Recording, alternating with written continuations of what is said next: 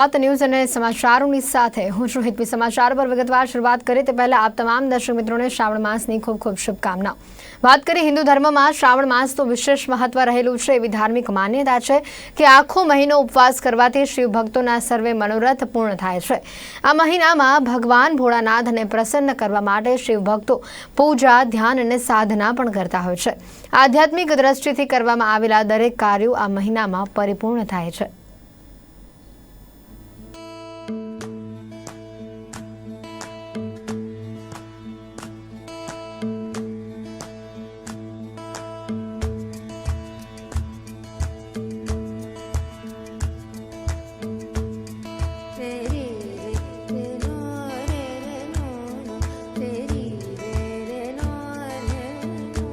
શ્રાવણ મહિનાનો શુભારંભ થતાં શિવ ભક્તો પણ મોજમાં આવી ગયા છે।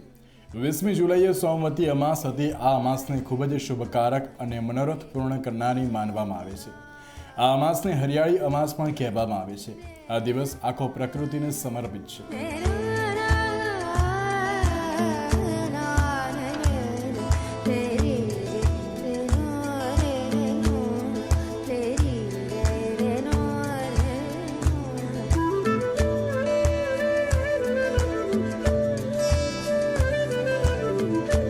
કોરોનાના કપરા કાળમાં શ્રાવણ મહિનાનો રંગેચંગે શુભારંભ થતાં શિવ ભક્તો સોશિયલ ડિસ્ટન્સિંગ રાખીને ભગવાન ભોળાનાથની પૂજા અર્ચના કરી રહ્યા છે।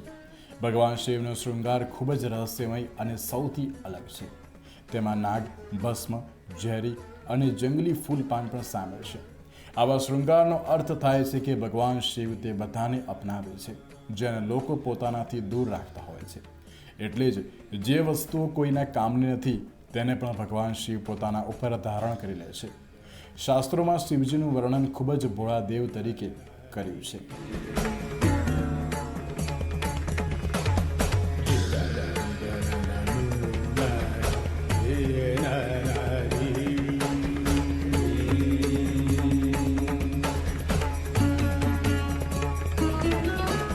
ઉજ્જૈનમાં મહાકાલેશ્વર મંદિરમાં ભગવાન શિવની ભસ્મારતી કરવામાં આવી હતી।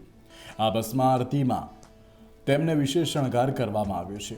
શ્રાવણ મહિના દરમિયાન મહાકાલેશ્વર મંદિરમાં મોટી સંખ્યામાં શિવ ભક્તો દર્શન કરવા આવે છે, પરંતુ આ વખતે કોરોના સંક્રમણને કારણે મર્યાદિત સંખ્યામાં શિવ ભક્તોને દર્શન કરવામાં આવ્યા। અત્રે મહત્વનું છે કે હાલમાં મંદિર સમિતિએ મધ્યપ્રદેશના ભક્તોને જ મંદિરમાં પ્રવેશની મંજૂરી આપી દીધી છે। મધ્યપ્રદેશના ઓમકારેશ્વર, મમલેશ્વર જ્યોતિર્લિંગ અને મંદસૌરના પશુપતિનાથ મંદિરમાં ભગવાન ભોળાનાથની વિશેષ આરતી કરવામાં આવી છે। Bureau report, Narmada news.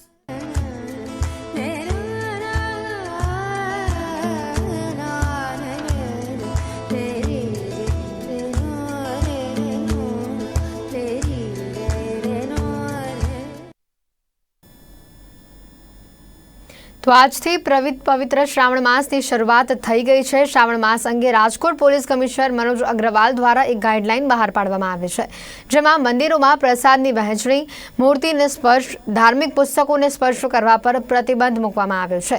તો સાથે જ સામૂહિક પગરખા ગૃહ બંધ રાખવામાં આવ્યું છે। ધાર્મિક મેળાવડા તથા પાલખી યાત્રા સહિતના કાર્યક્રમો બંધ રાખવા માટે આદેશ આપવામાં આવ્યો છે। મંદિરના સંચાલકોએ મંદિરની બહાર કોરોના વાયરસ અંગે જાગૃતિનું ફરજિયાતપણે બોર્ડ લગાવવું પડશે।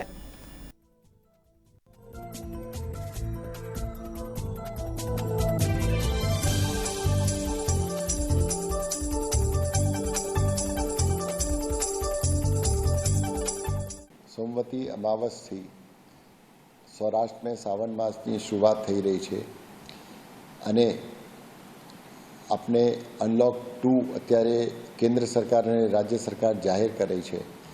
એ પ્રમાણે કોરોનાના સંક્રમણ અટકાવવા માટે અને બીજી આપણે વિશ્વ મહામારી से બહાર આવવા માટે મારે પ્રજાજનો से ખાસ અપીલ છે કે તમે શ્રાવણ માસમાં જે પણ ધાર્મિક લાગણી પ્રમાણે મંદિરોના દર્શન કરવા માટે જાઓ તો કેન્દ્ર સરકાર દ્વારા આપવામાં આવેલી અને રાજ્ય સરકાર દ્વારા જે ગુજરાતીમાં પ્રસ્થાપિત SOP પ્રમાણે જ કામગીરી કરવાની।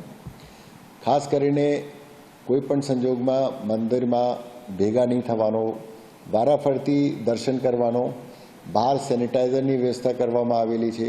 તમામ મુખ્ય મંદિરોમાં પોલીસ મારફત સંપૂર્ણ બંદોબસ્ત પણ રાખવામાં આવેલા છે અને ગીર્દી ના થાય એને માટે ટૂંકી સંખ્યામાં બધા દર્શન કરવાનો અને અંદર પણ સોશિયલ ડિસ્ટન્સ જાળવીને માસ્ક વાપરીને આપણે ભગવાનના દર્શનને જવાનો, જેથી કે કોઈ પણ સંજોગમાં આપણે ધાર્મિક કામગીરીમાં કોરોનાના સંક્રમણ ના થાય એની સંપૂર્ણ કાળજી રાખવાનો.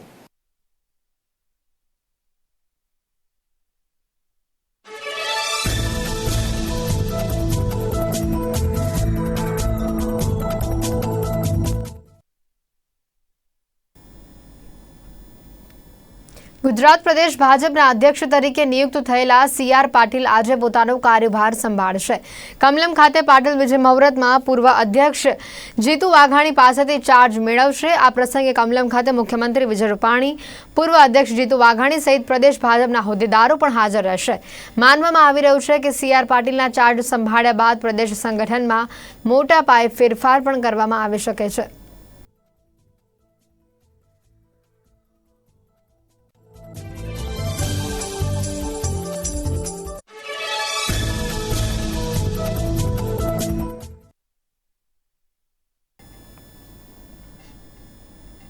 તો યુજીસીની ગાઈડલાઈન અનુસાર યુનિવર્સિટી સ્તરે અંતિમ વર્ષની પરીક્ષા લેવી તે ફરજિયાત છે, જેના અનુસંધાને ગુજરાત યુનિવર્સિટીના અંતિમ વર્ષની પરીક્ષાની તારીખો જાહેર કરી દેવામાં આવી છે.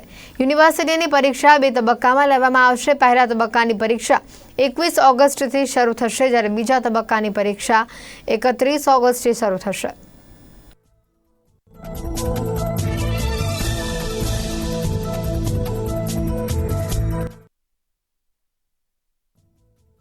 તો ગુજરાત શૈક્ષણિક બોર્ડ દ્વારા ડિગ્રી, એન્જિનિયરિંગ, ડિપ્લોમા, ફાર્મસી અભ્યાસક્રમોમાં પ્રવેશ મેળવવા માટે લેવાનારી ગુજરાત કોમન એન્ટ્રન્સ ટેસ્ટ એટલે કે ગુજકેટ 2020ની પરીક્ષાની તારીખમાં ફેરફાર કરવામાં આવ્યો છે.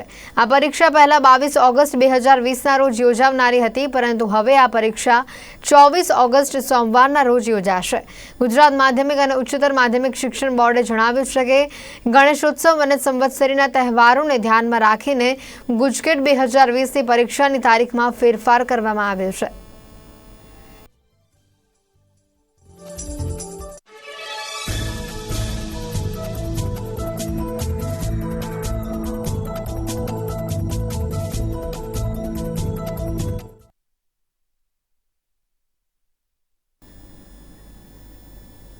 તો કોરોનાની મહામારી વચ્ચે ડોક્ટર લોકોના જીવન બચાવવા રાત દિવસ ઝઝૂમી રહ્યા છે, ત્યારે રાજકોટમાં નકલી ડોક્ટર ઝડપાયો છે.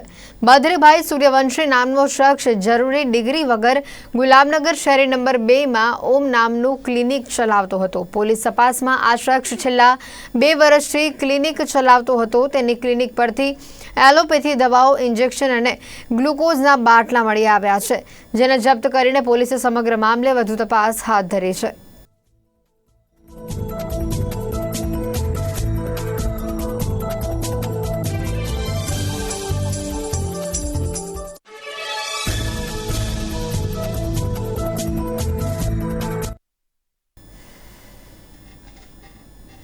દેશની પ્રથમ કોરોના વેક્સિનનું એમ્સ દિલ્હીમાં સોમવારે હ્યુમન ટ્રાયલ શરૂ થઈ રહ્યું છે. એમ્સ દિલ્હી દેશની તે 14મી ઇન્સ્ટિટ્યૂટમાંથી એક છે, જેને ICMR એ પહેલા અને બીજા તબક્કાનું ટ્રાયલ કરવાની મંજૂરી આપી છે. પહેલા તબક્કામાં વેક્સિનનું ટ્રાયલ 375 વોલેન્ટિયર્સ પર થશે. તેમાંથી 100 વોલેન્ટિયર્સ એમ્સના જ હશે. ટ્રાયલમાં સ્વસ્થ લોકોને જ સામેલ કરવામાં આવશે. તેઓની ઉંમર 18થી 55 વર્ષની હશે. ખાસ કરીને આ વોલેન્ટિયર્સ હશે જેઓને અત્યાર સુધી COVID-19નું સંક્રમણ નથી થયું. એમ્સની એથિક્સ કમિટીએ પહેલાથી જ કોવેક્સિનના હ્યુમન ટ્રાયલ માટે મંજૂરી આપી દીધી છે. આ મામલે એક એમ્સના ડિરેક્ટર રણદીપ ગુલેરિયાએ પણ માહિતી આપી હતી.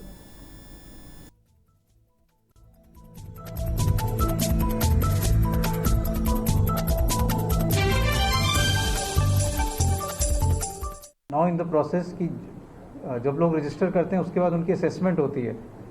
इन phase 1 it has to be done in healthy people between the age of 18 and 55 years. तो 18 साल से 55 साल की उम्र में जो हेल्दी हैं, जिनको कोई कोमॉर्बिडिटीज़ नहीं है, हाइपरटेंशन, डायबिटीज़, ऐसी कोई क्रॉनिक इलनेस नहीं है. थोड़ा ब्लड टेस्ट करके ये भी देखते हैं कि अंडरलाइन कोई प्रॉब्लम तो नहीं है, जैसे हेपेटाइटिस है या और कोई इन्फेक्शन तो नहीं है जो मिस हो रही है, और अगर वो फिट होते हैं तो फिर इनको वॉलंटियर्स को हम मानते हैं कि ये हम वैक्सीन में फेज़ 1 में इनरोल कर सकते हैं।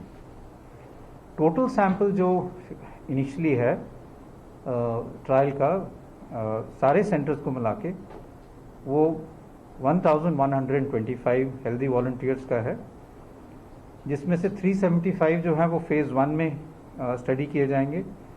एम्स दिल्ली में 100 हेल्दी वॉलंटियर्स रिक्रूट की जाएंगे, और फेज़ 2 में जब हम आगे जाएंगे, जब पता चलेगा कि फेज़ 1 में ये वैक्सीन जो है ये सेफ़ है, तब फेज़ 2 में जो है उसमें हम 750 लोग रिक्रूट करेंगे, और इसकी एज लिमिट थोड़ी ज़्यादा है, 12 साल से लेके 65 साल तक। ये फेज़ 2 स्टडी है, और इसमें वैक्सीन के 3 फॉर्मुलेशंस ट्राई किए जाएंगे। SARS-CoV जो वैक्सीन है उसके 3 सब यूनिट्स ट्राई किए जाएंगे, और पहले फेज़ में हम ये देखते हैं कि सेफ़ है, और डोज रेंज देखते हैं कि कितना डोज देना चाहिए जिससे वैक्सीन की एफिकेसी होगी।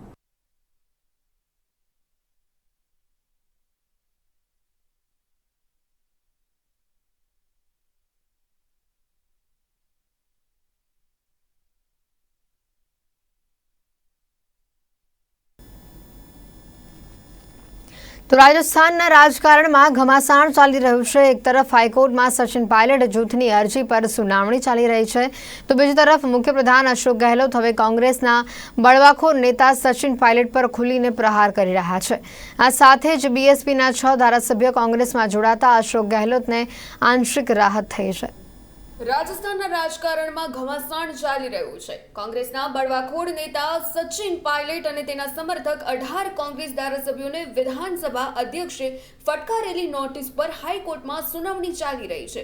કોંગ્રેસ પક્ષના વકીલ અભિષેક માનુ સિંઘવીએ હાઈકોર્ટના મુખ્ય ન્યાયાધીશ સમક્ષ સચિન પાયલટની અરજી ફગાવવાની રજૂઆત કરી છે।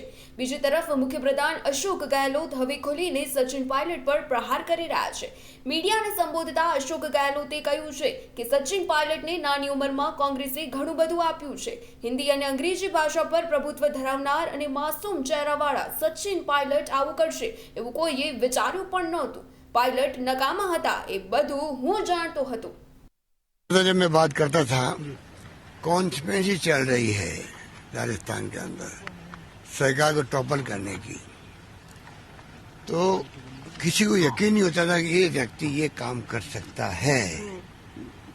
मासूम चेहरा, हिंदी इंग्लिश में अच्छी कमांड बोलने की, मीडिया को इम्प्रेस करेगा पूरे कंट्री के अंदर। और जैसे मैंने बहुत मेहनत करी और मैं लेके आ गया राजस्थान के अंदर, वो तो राजस्थान की जनता जानती है कितना कॉन्ट्रीब्यूशन उनका था। हमने फिर भी कभी क्वेश्चन नहीं किया उनके ऊपर कि आप कितनी रगड़े करवा रहे हो, कितना काम कर रहे हो, कितना संघर्ष कर रहे हो। हमने क्वेश्चन नहीं किया पार्टी के इंटरेस्ट के अंदर। हम जानते थे कि क्या हो रहा है, यहाँ कुछ नहीं हो रहा था, क्वेश्चन नहीं किया। नंबर 3, 7 साल के अंदर एकमात्र राजस्थान हिंदुस्तान के अंदर राज्य होगा जब प्रदेश कांग्रेस कमेटी के अध्यक्ष को बदलने की मांग नहीं करी, ना सीनियर ने ना जूनियर ने। एक छोटी खबर नहीं पड़ी होगी किसी ने कि पायलट साहब को हटाना चाहिए प्रदेश कांग्रेस कमेटी के अध्यक्ष से। हम जानते थे कि निकम्मा है, नाकारा है, कुछ काम नहीं कर रहा है, खाली लोगों को लड़वा रहा है।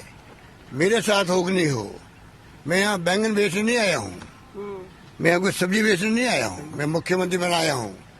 तय कर लो तुम, कल तो अशोक गहलोत के घर खड़े थे, परसों तुम AICC में CP जोशी के कमरे के बाहर खड़े थे।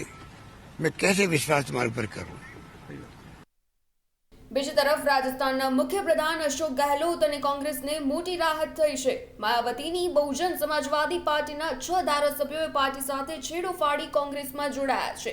આ તમામ ધારાસભ્યોએ મુખ્યપ્રધાન અશોક ગહેલોતના નેતૃત્વ મુજબ મજબૂત કર્યું છે।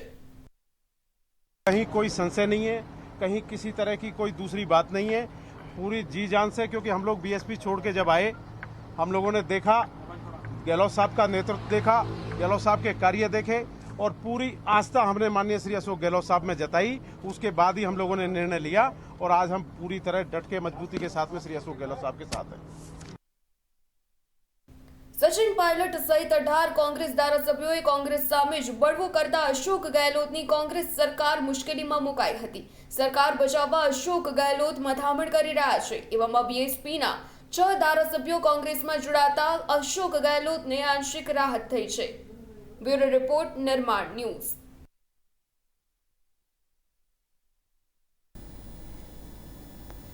કોંગ્રેસના નેતા રાહુલ ગાંધીએ કેન્દ્ર સરકાર પર વધુ એક વખત વાક પ્રહાર કર્યો છે। તેમણે જણાવ્યું કે કોરોના સંક્રમણ અને તેનાથી થતા મોતના આંકડાને લઈને ભાજપ સરકાર જૂઠું બોલી રહ્યું છે, તો ભાજપના નેતૃત્વની એનડીએ સરકાર પર આક્ષેપ કર્યા હતા। સાથે જ જીડીપી અને ચીનની ઘૂસણખોરીને લઈને પણ સરકાર ખોટું બોલી રહી હોવાનો આક્ષેપ કર્યો છે।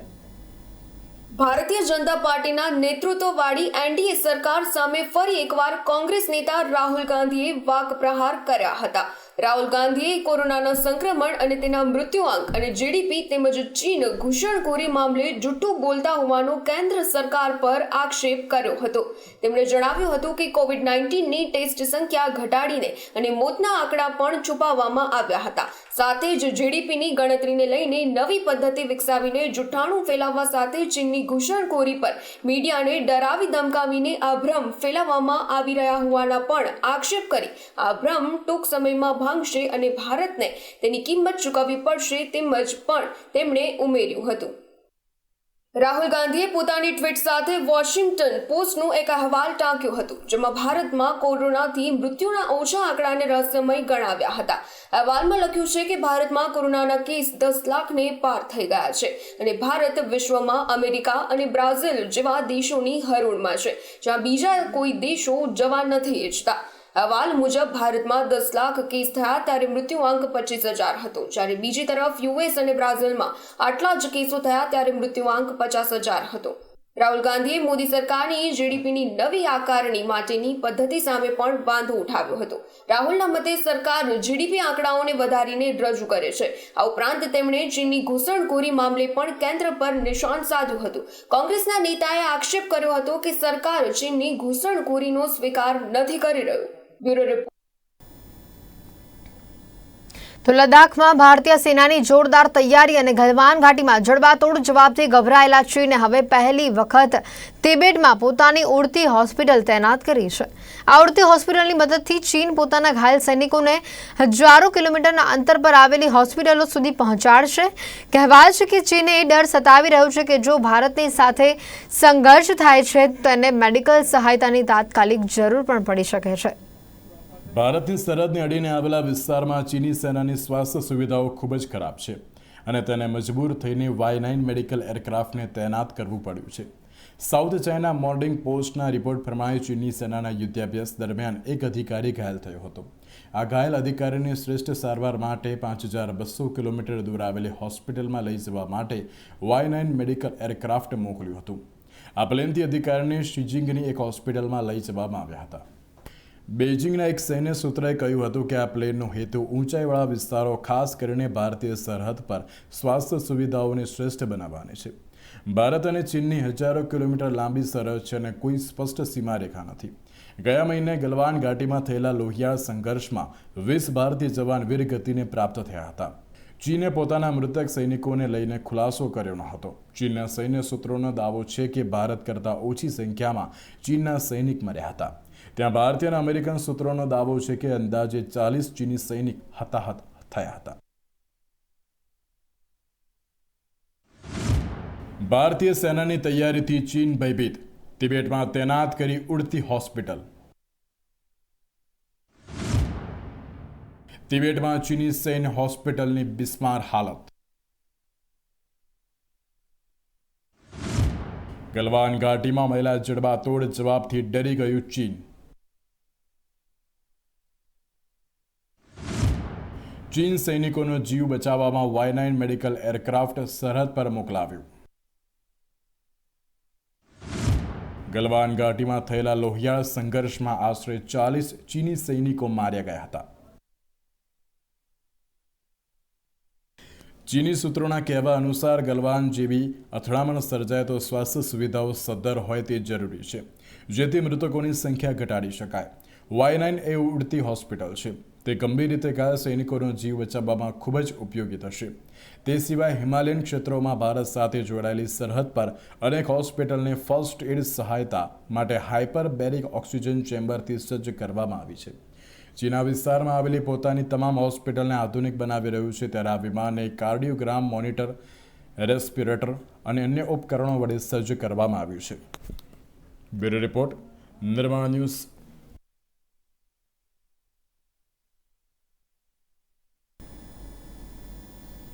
સૌરાષ્ટ્ર કોંગ્રેસના સંગઠનને મજબૂત કરવા આવેલા હાર્દિક પટેલની સોમવારે સોમનાથ વિસ્તારના આગેવાનો સાથે મહત્વની બેઠક યોજાઈ હતી. કોંગ્રેસ ગુજરાત પ્રદેશ કાર્યકારી પ્રમુખ બન્યા બાદ તેમજ પોતાના જન્મદિવસ નિમિત્તે હાર્દિક પટેલ સોમનાથ મહાદેવને શીશ ઝુકાવી પોતાના કાર્યનો પ્રારંભ કર્યો હતો. સોમનાથના ધારાસભ્ય વિમલ ચુડાસમાના અધ્યક્ષ સ્થાને એક મહત્વની મિટિંગ યોજાઈ હતી, જેમાં હાર્દિક પટેલ, સોમનાથના ધારાસભ્ય વિમલ ચુડાસમા, કોડીનારના ધારાસભ્ય મોહનભાઈ વાળા, જૂનાગઢના ધારાસભ્ય ભીખાભાઈ જોશી સહિત જિલ્લાભરમાંથી ભાઈઓ તથા બહેનોની એક મહત્વની બેઠક યોજવામાં આવી હતી, જેમાં કોંગ્રેસ પક્ષને અને સંગઠનને આવનારા દિવસોમાં વધુને વધુ મજબૂત બનાવવા માટે સૌ કોઈને આહવાન કરવામાં આવ્યું હતું. હાર્દિકભાઈ પટેલ શ્રીને કાર્યકારી પ્રમુખ કોંગ્રેસ પક્ષ દ્વારા ગુજરાતના કાર્યકારી પ્રમુખ બનાવવામાં આવ્યા છે, ત્યારે આજે એમનો જન્મદિવસ હોય અને અહીંના કાર્યકર અને મારી ઈચ્છા હતી કે આજે તે સોમનાથ દાદા દર્શન કરે અને આજે ધજા ચડાવી અને તેમને તમામ કાર્યકરને મળવું હતું, સોમનાથ દાદાના આશીર્વાદ લઈ અને આજે તમામ કાર્યકરને મળવાનું છે. સંગઠન મજબૂત થાય અને જ્યાં જ્યાં જરૂર પડે ત્યાં સાથે રહી અને સંગઠન મજબૂત માટે થઈને આજે અમે મળેલા છે. મહત્વનું છે કે સોમનાથ મત વિસ્તારના કોંગ્રેસના કાર્યકર્તાઓની એક મહત્વની મિટિંગ ગુજરાત પ્રદેશ કોંગ્રેસના કાર્યકારી પ્રમુખ હાર્દિક પટેલ સાથે યોજાઈ હતી. તો વેરાવળની નગરપાલિકા પણ કોંગ્રેસની સત્તા આવે તેવા પ્રયાસો હાથ ધરાશે. સોમનાથ એક વેરાવળ આપનું એવું છે કે જે ગુજરાતની રાજનીતિમાં ઘણા બધા લોકો અહીંયાથી આવેલા છે. એ નાના મોટા જે પણ સેક્ટર હોય, અહીંયા નગરપાલિકા છેલ્લા ઘણા સમયથી ભાજપની હોવા છતાંય અહીંયાના વિકાસથી સોમનાથના લોકો અને વેરાવળના લોકો વંચિત છે. તેવા સંજોગોમાં અમારી ટીમ ચોક્કસ યુવાનોને પ્રભુત્વ આપશે.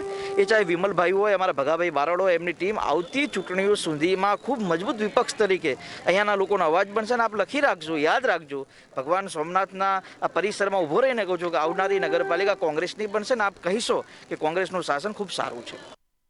ઉલ્લેખનીય છે કે ગુજરાતની રાજનીતિમાં વેરાવળથી ઘણા રાજકીય નેતાઓ આવે છે, ત્યારે આવનારી વેરાવળની નગરપાલિકા કોંગ્રેસની જ બનશે અને સફળ કામગીરીથી લોકોના હૃદયમાં કાયમી જગ્યા બનાવીશું. Bureau report. તો આ હતા અત્યાર સુધીના સમાચાર. વધુ સમાચાર